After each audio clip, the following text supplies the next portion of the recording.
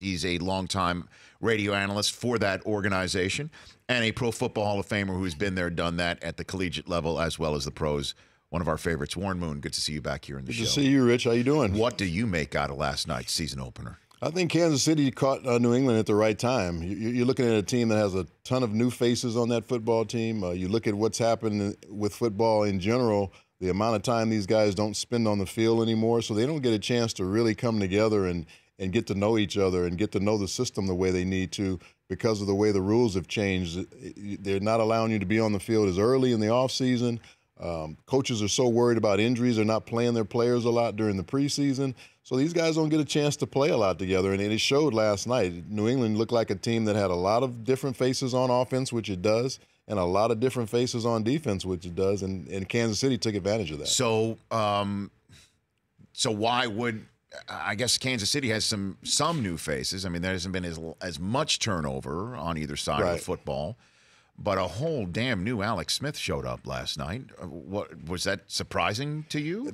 It was surprising that he was taking the shots down the field. But what wasn't surprising the more surprising thing was how open those receivers were down the field. And I think that's what made Alex take these shots. When you see receivers running that open down the field, you've got to take those shots down the field because those are huge plays for your football team. Where in the past, I don't think Alex had that type of speed that he has now with the Tyreek Hill.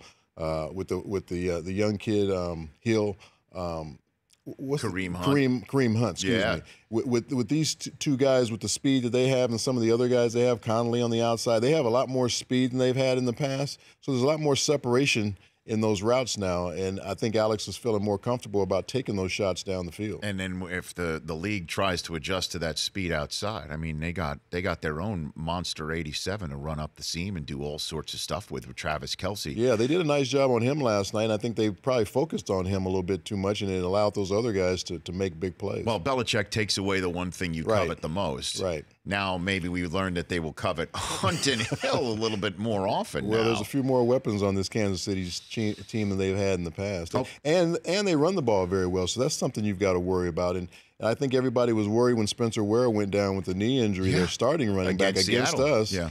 But now this kid comes in here, Hunt, and it looks like they haven't missed a beat. So you're not worried about the New England Patriots? Yeah. You are? I am. Okay. But I'm not as worried as everybody else because I know more than any other team in this league, Bill Belichick and that staff is going to make the adjustments that it takes to get this team back on track. They're going to have a tough time going down to New Orleans this weekend against Drew Brees in the Superdome because he gives you a lot of problems too throwing the football. He's going to put a lot of pressure on you. They're going to score points. And if that defense gets excited in that building, it could be another long day. So next week is going to be more of a test to me. What do they do with these next 10 days to get ready for this football game? Warren Moon here on the Rich Eisen Show. Okay, so you know what it takes to be a 40-year-old and succeed in this league. Yeah. And it really is just a number because – you know, when you're 39, you're pretty damn close to 40. Exactly. The same aches and pains that you're going to have waking up as a 40-year-old, you're most likely going to have as a 39-year-old. 40 just means so much in our society. It does it all of a sudden not? You become a middle-aged man when you're 40. Yes, you do. So what did you see out of Brady last night that might be the indication of age at all? Wow, he just did not look sharp last night to me. He missed a lot of guys open. He missed a lot of guys that he was trying to make a lot of back shoulder throws that he's used to making, and his balls didn't seem to have a lot of zip on them to me. I don't know if that's just something that I was seeing. A lot of floating balls down the field where it wasn't a lot of driving of the football. 44% for Tom Brady in a football game on that many attempts, that's just not him. And it wasn't like Kansas City has this great secondary with all these great cover guys, and they actually lost a couple of guys in the secondary and had to go with some backups. And he still couldn't make plays down the field. Now, I know he lost, a couple of receivers, but he still had Gronk out there. He still had Cook out there. He still had what's the other? You got Amendola. You've got Amendola also got hurt in Hogan. the game, but Hogan, yeah. I mean, he still had three good receivers on the field. Still wasn't able to make plays. Well, the thing to me that struck me is the all-time greatest quarterback sneaker that I've seen is Tom Brady. Oh, with the they short yardage they plays? had 4 different short yardage situations, 2 on 4th downs, and not a single time did they have him sneak in. And I was wondering if that might be the indication of, okay, he's now 40 and we don't want to have him use that. What do you think? Usually when they have the quarterback sneak, it's usually down the goal line. That's when he usually does those from the one, and he'll jump over and come back. So it didn't surprise me that they didn't use him in the short yardage out on the field. That's one of the reasons why they brought in Gillingsley and some of the other guys for those situations. But that comes to offensive line play. When you let penetration come through and don't allow your back to get to the line of scrimmage, that's offensive line play more so than anything. Did you want to get hit less when you got older in the league?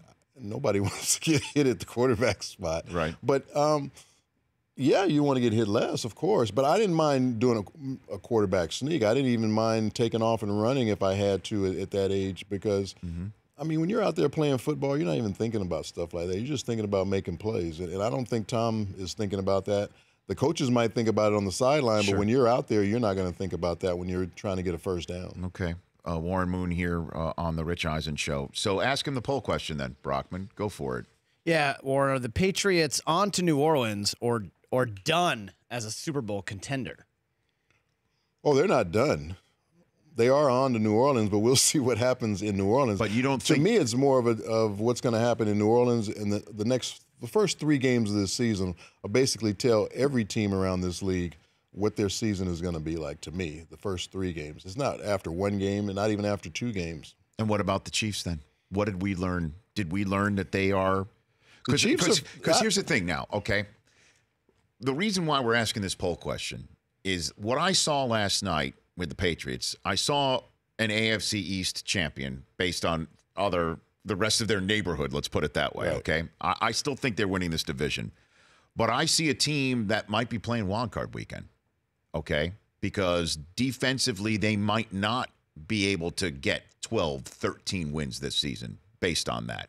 But enough wins to win that division, certainly within the division. And so that's what I saw last night. And with the Chiefs, they now have in their back pocket a win that would make Tom Brady get on a plane to play a playoff game in their house, which is a different ball of wax. So that is what would concern me after what I saw last night. I know that you can make fixes, but I don't know how many fixes you can make to get back to that Super Bowl caliber 13-14 win bye-week type team that everybody's got to come to Foxborough to play. Well, you got to remember a few years ago they went into Kansas City and I think they got beat something like 41-7. That's on the Cincinnati game. That's why we're saying they're on to New Orleans. Yeah, and everybody was going, "What's wrong with Tom Brady? What's wrong with the Patriots?" And what did? They went on and I think they won the Super Bowl that year. They did, and then they won another one last year. Right. So that's why I say don't ring the panic button too quickly because this team knows how to make adjustments. They have one of the best coaching staffs in the league, and they'll find the fixes they need to make. All right, I want to take a break. Come back as I told you. I had the Patriots versus Seattle. I just feel a Super Bowl rematch in the football gods' hands. Okay, I'd love to see it. And that means I'd be there calling it. I know, in Minnesota. And so you call Seattle Seahawks games on the radio. I want to talk to you about their running game and their readiness, and just in that locker room, and obviously Michael Bennett being in the news and all that stuff. Okay. Warren Moon, Pro Football Hall of Famer, is here. You're on the phone at 844-204-RICH. Stay on hold. We will give an injury update on folks like Amendola and Hightower and Odell Beckham for week number 1. Warren Moon is here on the Rich Eisen Show, and you should be too. Don't you dare move. Warren Moon, the Huskies are taking on Montana this week, right? Nervous about Montana coming into your house? I'm not nervous. I think what our team has to understand is now they're not the hunter anymore. They're being hunted by everybody. And I think they saw that last week in Rutgers, that Rutgers now has great respect for the Washington program because they were in the playoff last year, and they've got to really ranch up their intensity when they play against people because they're going to get everybody's best now because they're considered one of the better teams in the country. Will your eye be peeled on Stanford USC to do some scouting on Saturday that'll be night? a really good game. That'll be a physical game, a lot of great athletes out there. Stanford hasn't missed a beat, it seems like, with these 2 running backs they have, even though they lost McCaffrey. David does a great job up there, and they got that physical running game, and you've got to deal with it. You know, and I said this in hour number 1 after seeing what the Kareem Hunt did with the matchup problems and running the ball against New England. Carolina's going in there in a couple weeks. I mean, what's McCaffrey going to do? and then got to take on Alvin Kamara. I mean, there's a ton of great young rookie running backs that create matchup problems. Is that the way that this league is going, do you think? That Atlanta did it with their guys and Tevin Coleman and Devontae Freeman? Yeah, and you saw New England do it too. Yeah, with all of James White and Rex Burkhead now with this mix. And this is a copycat league, so when they see teams having success with it, and the two teams in the Super Bowl both had success with it, you're going to see other teams try and emulate that. What's the running game looking like for Seattle, the Seahawks? It's going to be a running game by committee. It is. Eddie Lacy's going to be the guy who's going to get the bulk of the carries, I would think, as long as he stays healthy, and that's what Pete wants. He wants a big physical running game, kind of like what he had with Marshawn Lynch. I think with Thomas Rawls getting healthier. Supercuts, that's his nickname, right? I love he'll be that. a guy that can really give you some quality carries after that. And then C.J. Prosite is a guy who they want to use a lot as a receiver out of the backfield, third down back who can also run the football. And then we have this young kid, Chris Carson, who had a great preseason, and he made our football team, a rookie from Oklahoma State. He runs physical, and he runs just how Pete wants his running backs to run. So I think we have 4 guys depth-wise that can really help our football team. So how many touches for Eddie Lacy? I mean, what do you think? You'd like to see him get somewhere in the 15 to 20 carry range if he can hold up like that. But when you have, like I said, a Thomas Rawls who's really shown that he can be good in this league if he stays healthy, right. Now you've got another guy who can get another 10 carries. We want to run the football a little bit more than we did last year. Okay. Now, we had Doug Baldwin on the show the other day. Love that guy. Great guy. We had Earl Thomas on the show last year after he hurt himself and asked him, hey, you tweeted out you were going to retire. Yeah. I mean, you're not really thinking of that. And just 2 weeks later, he's like, you bet I'm still thinking about it. And then you've got Richard Sherman and obviously Michael Bennett. We're going to talk about him in a moment. You've got a lot of guys, Cam Chancellor, on this team who are strong-willed, strong-minded individuals. Dogs. Right. And it seems to me that Pete Carroll just winds them up nice and tight and just lets him loose against the rest of the National Football League. Is that what his philosophy is? Yeah, it really is. And it starts in practice in the beginning of the week. I mean, they have the most competitive practices I've ever been around. They get after each other, they push each other, they call each other names, but then they're brothers when it's all said and done. So it starts in practice. He lets these guys be themselves personality-wise. He lets them talk about the things they need to talk about. But as long as they don't cross the line, that's when he has to reel them back in. And we've seen at times guys have crossed the line, and he's had to reel them back in. Like Richard Sherman talking about the play calling last year against the Rams that had on to Thursday be called. night? That had to be called to the carpet, and Richard understands, and he's fine now. And I think everything has moved along, even though it took a little bit longer than most people thought to get over those feelings. Well, how does Pete Carroll do that, right? Because, again, when you wind them up and nice and tight, sometimes before you let them loose out against the rest of the league, they kind of cannibalize in a way. I think just having a good feel for his team and a good feel for his leadership on the team. And how does he do that? And a lot that? of it, he lets the leadership handle a lot of it before he gets involved. Like because, who? Like a Cam Chancellor. Cam has tremendous respect in that locker room. And there's so many leaders like you talked about, like Michael Bennett. Those guys have tremendous voices in that locker room. So when they talk, the other players on the team listen. And they're going to control that locker room until Pete sees that maybe he needs to step in and make something happen himself. But he lets those guys take care of that locker room. And then, again, take this as you will. In the middle of all this is a quarterback that, for the lack of a better analogy, is like Bambi amongst the wolves, right? In Russell Wilson. Is that a fair assessment? No, he's not Bambi, but he's not the guy that you're going to he's not get like one of those big pep talks from, or he's not going to chastise any guys on the team, but he's going to do the things leadership-wise that you want your quarterback to do as far as taking care of business. When the team goes out on the field that he's going to be as prepared as anybody. He's going to set the standard as far as how you should practice and things like that. He's not going to let practices ever get laxed or anything like that. So he's a leader in another type of way, and then they have other leaders for other things on the football team. And it team. just works. And it's been working. And as long as this works, don't fix it. So what about, because again, when we had Doug Baldwin on, how many times did he say the word compete or competitor or At competition? least 4 or 5. I mean, and how many times have I said it? I mean, I watch it every day. They do it, live it every day, and And I've never seen anything like it, and I've been around a lot of football teams for a long time to see how those guys go at it. Warren Moon here on the Rich Eisen Show. I love the Giants' defense this year, and I love that offense if Odell is healthy, okay? You like their offensive line and their That's running the game? problem. I don't, okay? And that's one of the reasons why I asked you about Seattle's run game first, and then that offensive line. Right. That is part of the reason why I had a little bit of hitch in my giddy up, because inevitably a Seattle Seahawk offensive season has that 4 to 6 week moment where Darrell Bevel's offense looks horrible, or Russell's not throwing it on time, and he's running around for his life because the offensive line can't protect him, or he thinks he needs to run around for his life instead of hitting the guy and timing precisely. And that's when Richard Sherman starts going nutty, right? I mean, most of this happened last year. Well, and the year before sometimes, and the year before. Yeah, but they were in the Super Bowl. That's true. Why won't that happen this year, do you think? I think this year because Russell's healthy, and he makes up for a lot of those maybe missed assignments on the offensive line in the passing game that he can make guys miss and still make a play out of something. You don't like to see that happen a lot. And I think this offensive line will be better this year, even though we did lose our left tackle, George Fant. I think we have a pretty good player over there in Reese Odiambo. He's a young guy, but he's really smart and he's really talented. He just needs that experience like the rest of them got last year, and I think they're going to be better up front this year. What do you think about the Week 1 matchup? How does this play out in Green Bay? What a great game this is. It's going to be an interesting matchup for us. We don't play well in Green Bay. We have not won there, I think, since 1999 or something like that. And some of our worst losses under Pete have been against Green Bay. I think we got beat there 38-10 last year, and Russell throws 5 interceptions.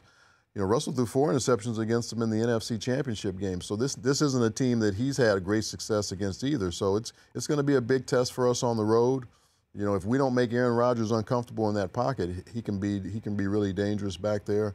That's why I think Shelton Richardson is going to really help us as far as an inside pass rush. He's going to be incredible. You've got to be able to get pressure on Aaron and keep him in the pocket, because once he gets outside the pocket, he's a very, very special quarterback, as is Russell Wilson. So I think that's what the game is going to come down to. Who can make each other's quarterback the most uncomfortable and get them to a place where they're not comfortable throwing the football, because those two guys are going to have a big impact on this game. Warren Moon here on the Rich Eisen Show. I'd love to give you the floor on what you think is going on with Michael Bennett and how that is playing in the locker room and how he is being very vocal now. I would say that he is the face of NFL social activism right now. Right now, I would say that as well, and especially since he experienced everything that a lot of people have been talking about with this social activism as far as racial inequality and some police brutality and things like that. Now all of a sudden he experiences it. It really brings it home, and it brings it home to all these players around the league that maybe they're going to get a little bit more involved too, because they see it happen to one of their brothers. Well, Vegas police says they want an apology. The Union of Vegas Police say they want an apology in an NFL investigation. The NFL said that he hasn't violated any policy, so there's no investigation that's coming.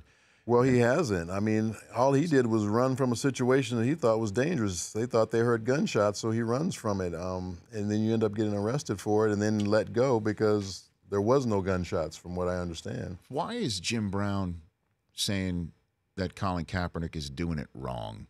What do you think? What's going on with Jim saying that he understands what Colin's saying, but he doesn't like the way that he's going about it? I don't like the way he's going about it either. I think this whole thing of protesting the flag. I mean, the flag is something that stands. We're supposed to abide by what the flag stands for, which is what this country stands for, as far as, you know, us being united, us having freedom, all the different things that go along with being an American. That's what the flag is a symbol of. The flag didn't do anything wrong. We're the ones doing things wrong. We as people aren't doing what we're supposed to be doing to uphold the flag. And we need to worry about ourselves, and we need to think about ourselves, and are we doing the right things to make sure all these things aren't happening that this flag stands for. So I don't think protesting the flag and protesting the national anthem should be the right way about going about this, because these players have a platform as it is. They don't need to protest in order to get attention. All they need to do is stand up in front of a podium and talk about it. Well, and Colin doesn't talk about it. He doesn't talk about the things that bother him.